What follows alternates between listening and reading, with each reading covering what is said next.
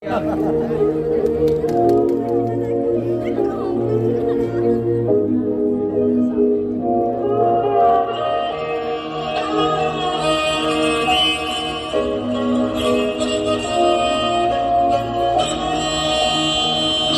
on a track.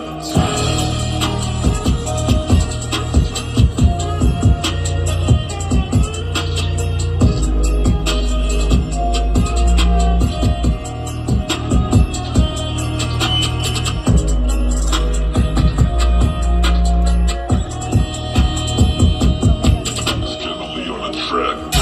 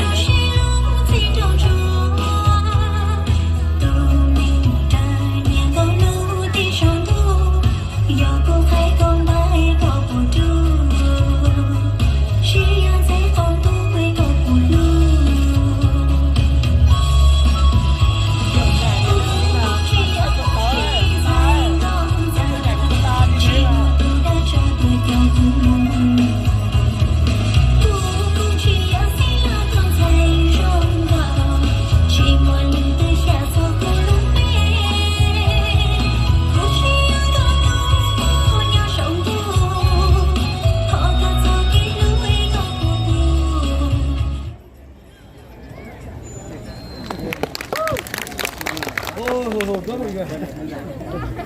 Hồi hộp quá. Không cái này đỏ cái gì đó đi lấy bao rồi. Vâng, và xin chúc mừng phần thi của thí sinh Sùng Thị Linh ạ. Tất cả các khán giả cho một bạn ấy một tràng pháo tay, xin chúc mừng bạn đúng không ạ? Và đã xong phần năng khiếu thì sau đây sẽ là phần thi ứng xử và mời bạn bóc thăm câu hỏi ạ.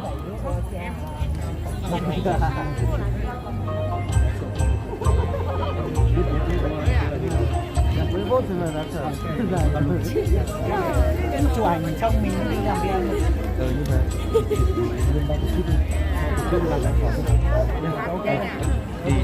thế. Một câu hỏi rất là thực tế luôn. Câu hỏi của thí sinh là ý nghĩa trang phục của người Mông và họa tiết trong trang phục của người phụ nữ Mông liên hệ thực tế. Bạn đã nghe rõ câu hỏi chưa ạ?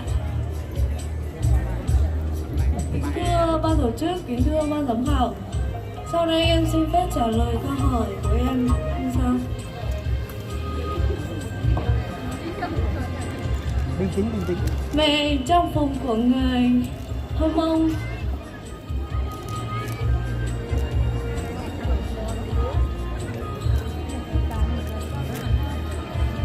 về họa tiết trang phục của người Hơ Mông là rất là cầu kỳ và tỉ mỉ.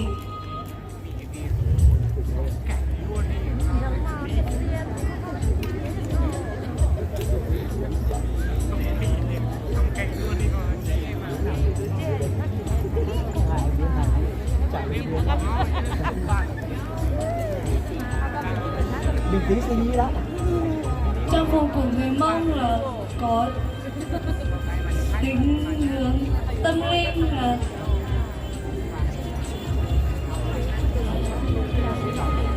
Bây giờ đang có tay ra đó chẳng ra nữa. Bình tĩnh suy nghĩ trả lời. Có thể nói tiếng Mông em ơi, có thể nói tiếng Mông. Tiếng Mông cũng được mà. Không đu ấy. Nó sẽ ý hiểu. Cái ý hiểu của em ấy.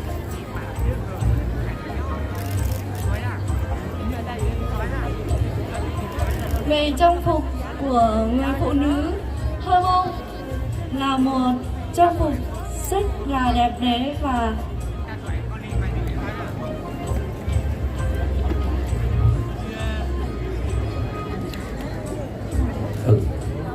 Ban giám khảo xin gợi ý chút ít.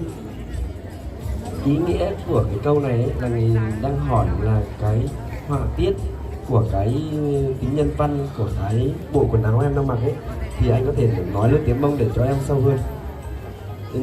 Mình ở Mông Đô nó thì đã được ức cho ức là em mình cái con chia con nó thì có sao ô nhá trông ô nhá rồi trông ô nhá thì mùi nghĩa từ đàn chi hay từ cách ta từ tôi cho khai rong cô nhé em có hiểu chàng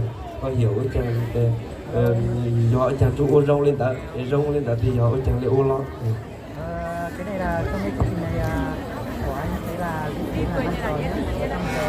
5 giờ Em có hẹn lúc mong xin là lo này. Bây giờ tụi cái em mong là còn thể là một rưỡi chấm mong nó sẽ trần nào cái tao này. Có hẹn lúc mong xin có hẹn lúc mong luôn này.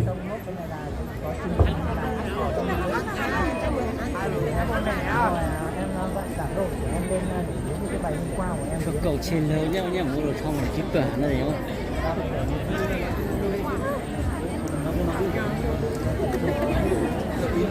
về nó có nó một đồ nó qua này xia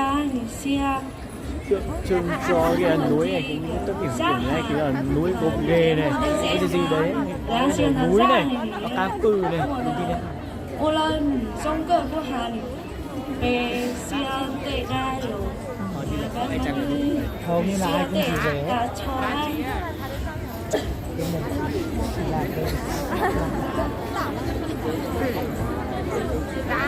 còn chỉ cả hơn có hiểu được là theo nó chỉ cho họ nó có họ xuống cửa như này thằng không phải nhà có về đâu có đua nó về đâu có đua mù nó trong cờ Hà này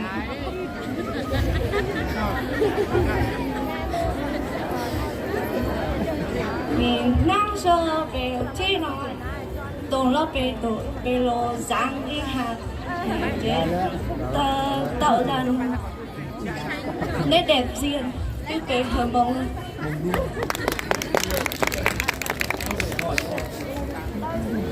Ban giám khảo muốn xin phép hỏi em một câu là em có suy nghĩ về cái hội thi Mích Mông người hôm nay không? Dạ, suy nghĩ gì? Em chỉ mong Có cảm nghĩ gì về cái hội thi Mích Mông ngày hôm nay? Rất là đông vui hội Mích Mông, hội thi Mích Mông của ngày hôm nay nhờ phát rất triển là những cái thứ gì của vui người Mông và- bị mai mòn, mai ôm. Và Nhằm hội tụ em vào cảm ngày thấy Tết, kiểu hồi hộp. mình vào ngày Tết. Bởi vì em rất vui vào ngày Tết. Cảm ơn em nhé.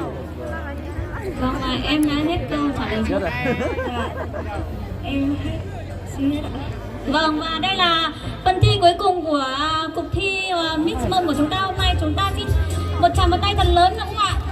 Và để có thời gian để cho ban giám khảo chấm điểm thì sau đây chúng ta sẽ là giao lưu văn nghệ nha.